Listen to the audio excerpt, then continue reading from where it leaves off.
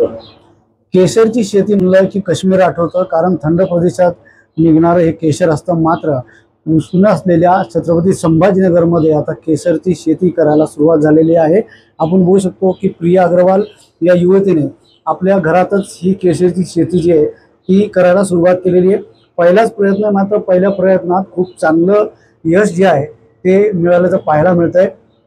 गेल्या काही वर्षांपासून केशर कसं असतं, कशा पद्धतीने उत्पादन होतं याबद्दल इंटरनेटवर रिसर्च केला. त्याच्यानंतर काश्मीरमध्ये जाऊन प्रत्यक्षात त्याचं प्रात्यक्षिक केलेलं आहे आणि त्यानंतर पहिलाच प्रयत्न त्यांनी सुरू केलेला आहे.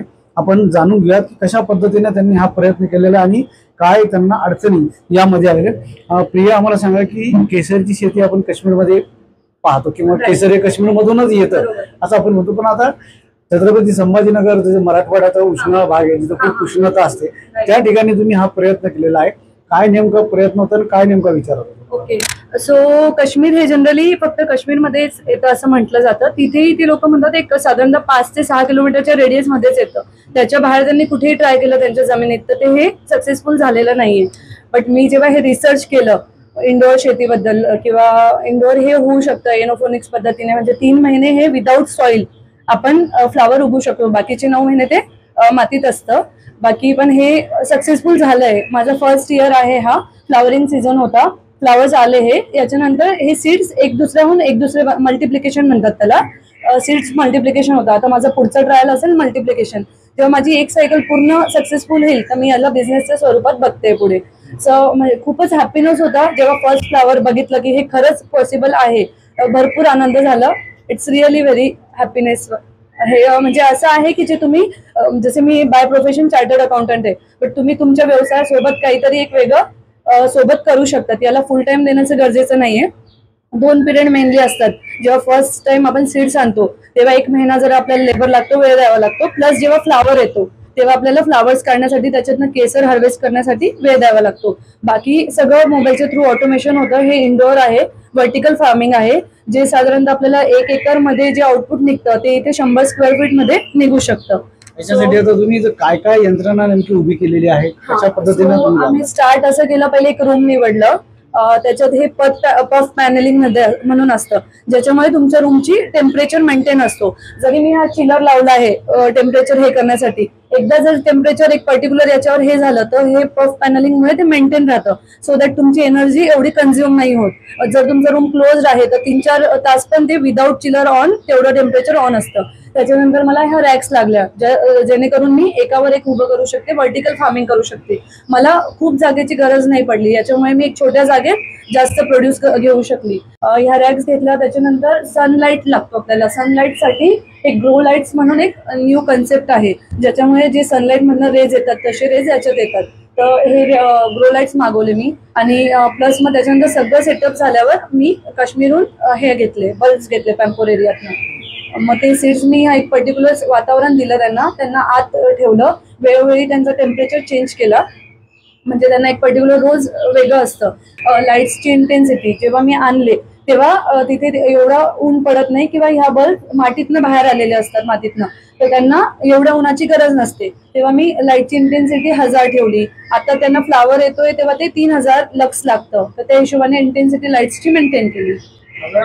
तुम्ही किती वर्षांपासून हे पूर्ण याचं संशोधन आहे किंवा याचा अभ्यास आहे, कसं करत होता? मी मागच्या 1 वर्षापासून याच्यावर अभ्यास करत होती. मग मला जेव्हा कळलं की हे होऊ शकतं, मी याच्या वेळोवेळी ट्रेनिंग घेतल्या पुण्याला वगैरे जाऊन.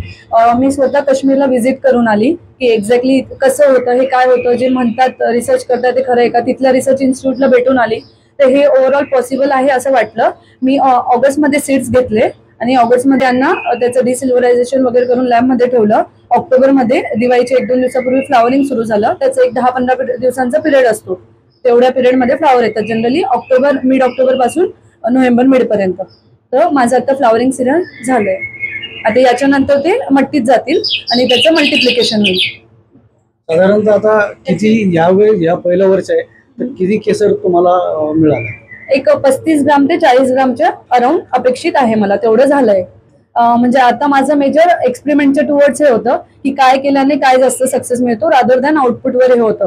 म्हणजे मी वेगवेगळ्या वेंडर्सकडनं सीड्स घेण्याचं ट्राय केलं, वेगवेगळी ह्युमिडिटी, टेम्परेचर, म्हणजे त्याला तुम्ही बघितलं असेल तर ह्या हिशोबाने सॉर्टिंग केलेलं आहे की ह्या ट्रेमध्ये ह्या टाईपचं ठेवलं, कोणत्या साईजला फ्लावर येतो.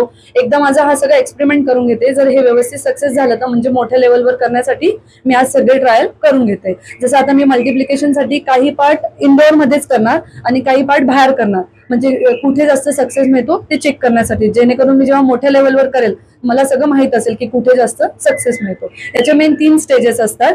ऑगस्ट ते नोव्हेंबर मध्ये हे फ्लावरिंग सीझन असतं, वर्षातनं एकदाच येतं. आपल्या इथे काही लोक ट्राय करतायत की त्याला हे व्हावं. मग डिसेंबर पासून एप्रिल पर्यंत त्याचं मल्टिप्लिकेशनचं हे असतं, म्हणजे ते एक सीड एकाचे 3-4 बनवते. मेन सीड मदर कॉम असते, मग ते त्याचे डॉटर सीड्स देते. मग हे सीड्स आपल्याला एकच टाइम आणावं लागतात, वर्षानुवर्ष तेच डॉटर देत राहतात. त्याच्यानंतर एप्रिल ते मिड ऑगस्ट ते डॉर्मन्सी पिरियड असतो, म्हणजे सुप्त अवस्था. ते एनर्जी कंझ्युम करून ठेवतात, मग ते फुलाच्या रूपात ऑगस्ट नंतर बाहेर येतात, त्यांना व्यवस्थित वातावरण मिळालं तर.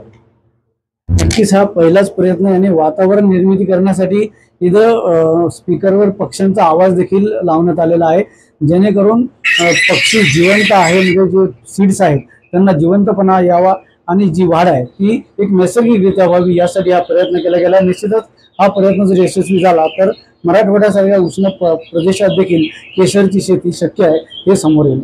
अमित फुटाणे, ATV भारत, छत्रपती संभाजीनगर.